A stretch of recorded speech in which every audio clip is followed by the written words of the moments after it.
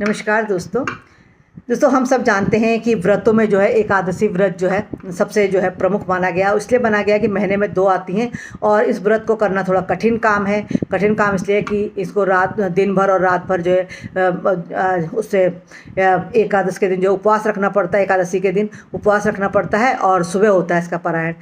वैसे बहुत जगहों पर तो पंडित लोग ये भी कहते हैं कि आप शाम को भी अगर नहीं रह सकते भूखे तो आप जो है पारायण कर सकते हैं। दोस्तों, अब एकादशी में जो है सबसे महत्वपूर्ण एकादशी जो होती है वो निर्जला एकादशी है। तो निर्जला एकादशी के लेकर एक पौराणिक कथा है जो मैं आपको सुनाना चाहती हूँ।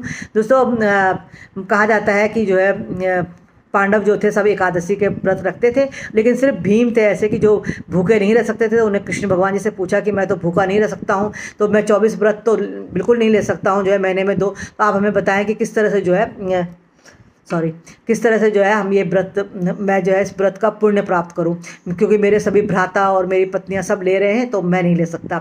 तो कृष्ण जी ने कहा कि तुम जो है ज्येष्ठ मास की एकादशी आती है, जो शुक्ल पक्ष की एकादशी आती है, उसको निर्जला एकादशी कहते हैं।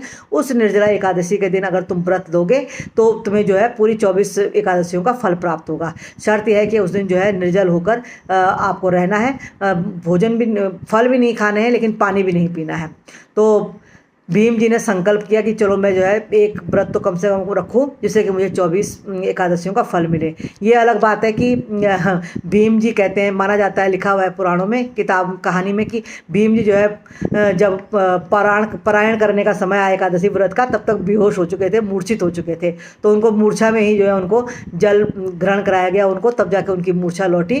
तो इतना कठिन व्रत ये है, लेकिन इस कठिन व्रत को रखने से उनको क्या हुआ कि उनको 24 एकादशियों का फल एक ही एकादशी के व्रत में प्राप्त हो गया। तो इसलिए निर्जला एकादशी का अपना सबसे ज़्यादा अलग महत्व है।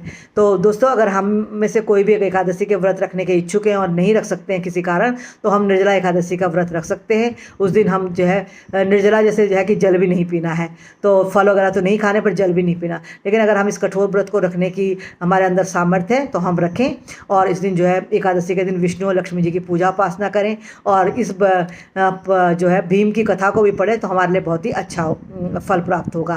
तो ये मैंने आपको छोटी सी निर्जला एकादशी पर पौराणिक कथा सुनाई। दोस्तों, मैं अपने ज्ञान के अनुसार आपके साथ छोटी छोटी शेयर करती रहती हूँ, जो भी मुझे आता है पता है, तो जो भी मैं पढ़ती हूँ अपनी किताबों में, धार्मिक किताबों में।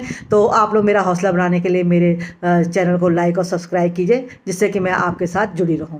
तो चलिए, ऐसी किसी रोचक जानकारी के साथ आगे मिलते हैं आपके साथ। तब तक अपना बहुत ध्यान रखिएगा। नमस्कार।